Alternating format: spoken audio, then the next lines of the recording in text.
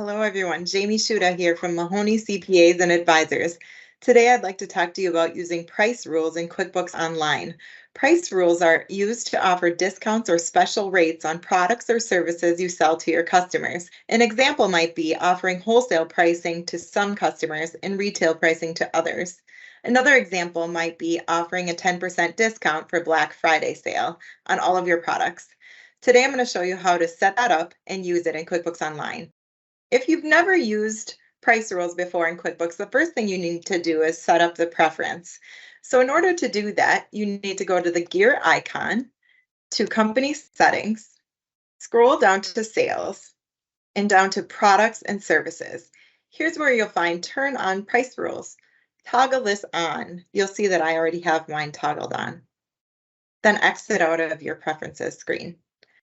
The next thing you need to do is go back to the gear icon to All Lists. Scroll down to Price Rules, click there, and here's a listing of the price rules I already have set up. If you've never set up a price rule before, you'll see a welcome screen first. Now I've already gotten started on my price rule. I'm going to show you how I set it up here. Under the Edit screen, you'll see that I named my price rule first, Black Friday 10%. Here I have the option of choosing specified customers or all customers. In this example, I'm using all customers. For products and services, I could have specified the products and services I wanted included or choose all. In this example, I'm going to choose all. And I'm offering a price adjustment of a percentage discount. I want to decrease by 10%. And I didn't choose a start date because I want it to start right away for my example purposes. An end date, I'm going to choose 11/25. Now, when I saved this price rule, what it did was adjusted all of my product pricing. Here's my standard pricing, $100 and $200 for product A and product B. Notice that the adjusted price is just 10% lower.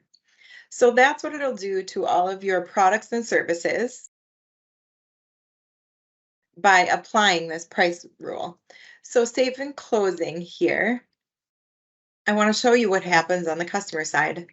So if I go to a customer and I choose create an invoice and I sell product A, again, it's going to come up at the Black Friday discounted price of $90 rather than $100. So that's how price rules work in QuickBooks Online. Follow me for more details. Thank you.